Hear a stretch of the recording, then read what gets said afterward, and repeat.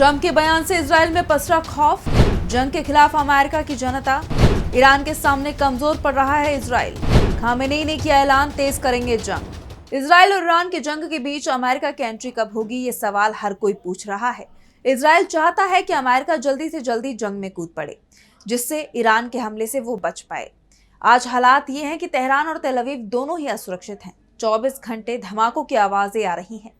Israel में लोगों के बीच खौफ दिखाई दे रहा है। बंकरों में लोगों की रात गुजर रही है।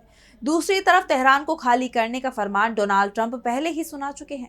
खामेनेई को सरेंडर करने की धमकी दे रहे हैं, लेकिन ईरान के सुप्रीम लीडर का कहना है कि सरेंडर उनकी डिक्शनरी में ही नहीं है, और अगर अमेरिका ने बीच में हस्तक्षेप करने की कोशिश की तो उसे अपने फैसले पर पछताना पड़ेगा।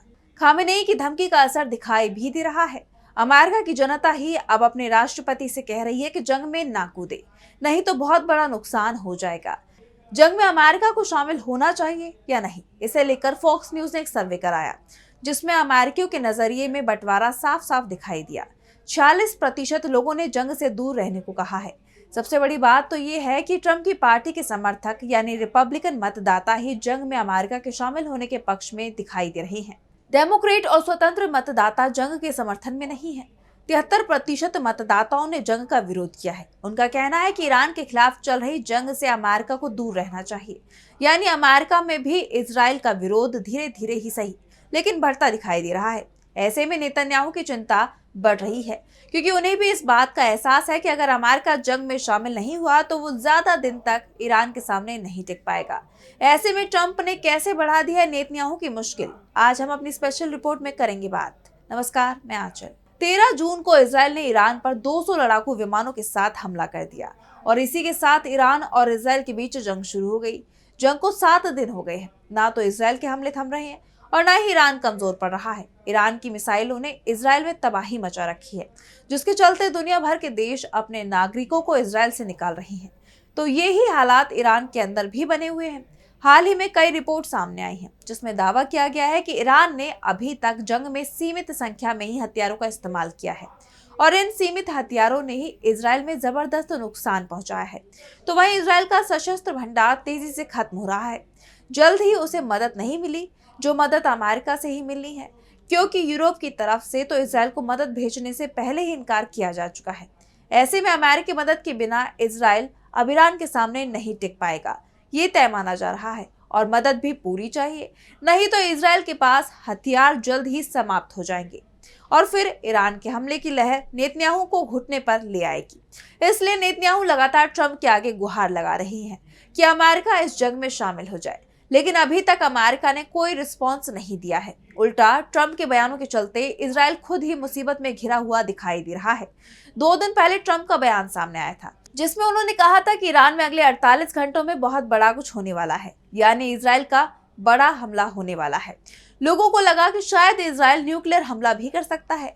अमेरिका में इसे लेकर सट्टेबाजी भी शुरू हो गई थी कि क्या इजराइल न्यूक्लियर हमला करने वाला है, लेकिन 48 घंटे की समय सीमा निकल गई है। तेहरान में कुछ भी ऐसा नहीं हुआ जिसे बहुत बड़ा माना जाए। अब ट्रंप का कहना है कि 7 दिन में कुछ बड़ा होगा।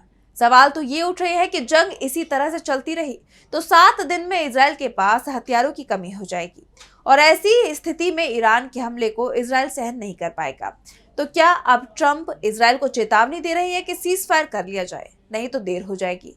वैसे ट्रंप की तरफ से चेतावनी ईरान को ही दी जा रही है, लेकिन एक बात भी साफ हो गई है कि खामेनेई अमेरिका और इजराइल के सामने झुकेंगे नहीं। वैसे इजराइल को खुश करने के लिए ट्रंप की तरफ से बयानबाजी जरूर की जा रही है, लेकिन बयान ऐसे आ रहे हैं कि नेतन्याहू को समझ नहीं आ रहा है कि ट्रंप कहना क्या चाहते हैं। सवाल ट्रंप से पूछे जा रहे हैं कि क्या ईरान इजराइल जंग में अमेरिका कूदेगा, क्या अमेरिका डायरेक्ट अटैक करेगा, क्या अमेरिका ने ईरान को नेस्तनाबूद करने का प्लान बना लिया है। इन सारे सवालों का गोलमोल जवाब आ गया है। डोनाल्ड ट्रंप का कहना है कि उनके पास हर चीज का प्लान है और कभी भी कुछ भी हो सकता है।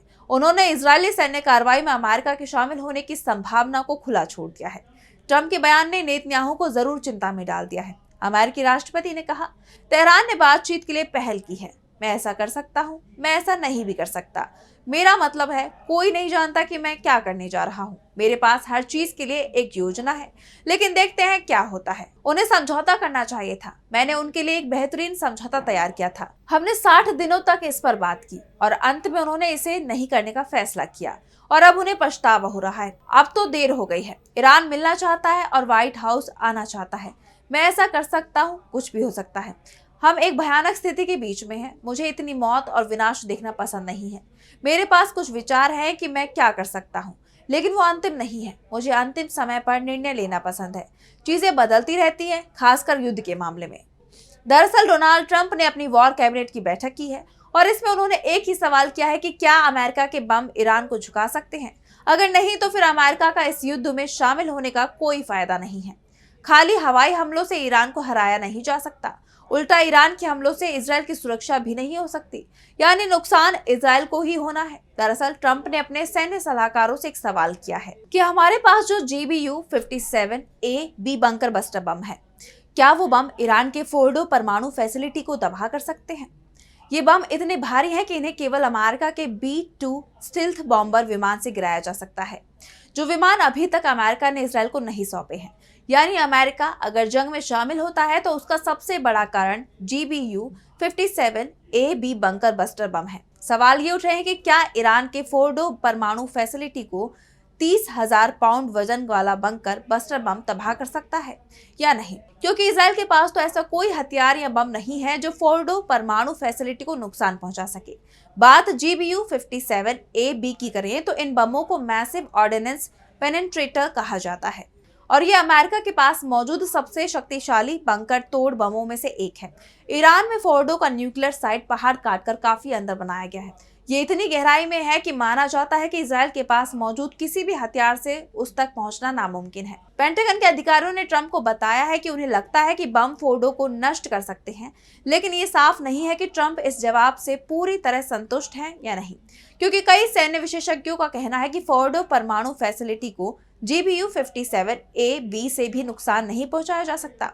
इसके लिए कमांडो कार्रवाई करनी पड़ेगी, जो खतरे से खाली नहीं है, क्योंकि फोर्डो परमाणु फैसिलिटी की सुरक्षा का तगड़ा इंतजाम ईरान की तरफ से किया गया है। साफ है कि ट्रंप तय नहीं कर पा रहे हैं कि करना क्या है। दूसरी तरफ नेतन्याहू की सांसें तेज होती जा रही हैं।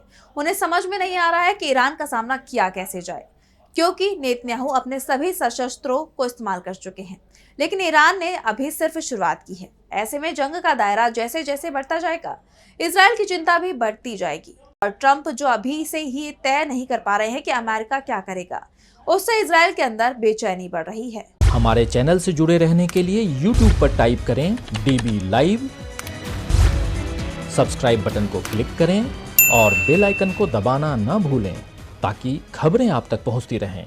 देखते रहिए DB लाइव, क्योंकि यहाँ हैं खबरें लगातार।